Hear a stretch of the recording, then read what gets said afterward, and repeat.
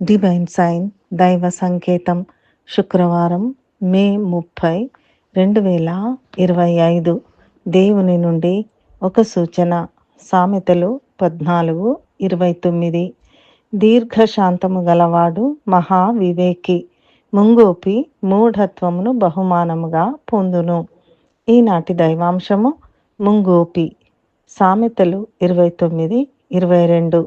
కోపిష్ఠుడు కలహము రేపును, ముంగోపి అధికమైన దుష్క్రియలు చేయును. హైదరాబాద్లోని చైతన్యపురిలోని ఒక అపార్ట్మెంట్లో జరిగిన ఘోర సంఘటన ఇది. ఆ అపార్ట్మెంట్లో నాగిరెడ్డి అనే వ్యక్తి నివసిస్తున్నాడు.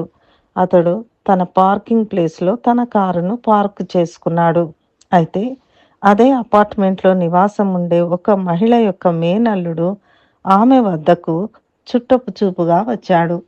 ఆ వ్యక్తి కూడా తన కారును పార్కింగ్ ఏరియాలో పార్క్ చేశాడు. అయితే మరునాడు తన కారుకు గీతలు పడడం గమనించి నాగిరెడ్డి కారు తన కారుకు ముందు ఉన్నందున అతని కారు వల్లనే తన కారుకు గీతలు పడ్డాయని భావించి అతడు కోపోద్రిక్తుడై నాగిరెడ్డిని దౌర్జన్యంగా కొట్టాడు. అతని దెబ్బల వలన నాగిరెడ్డికి చెవులలో నుండి రక్తస్రావమై హాస్పిటల్కు తీసుకొని వెళ్లేలోగానే చనిపోయాడు.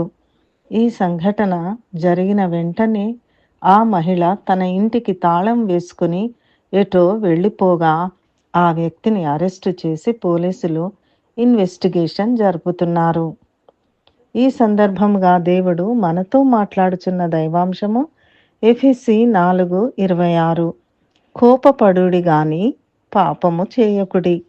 దేవుడు మనల దీవించి తన దీర్ఘశాంతమును మనకు అనుగ్రహించి మనలోని కోపమును, మూఢత్వమును, పాపమును తొలగించునుగాక.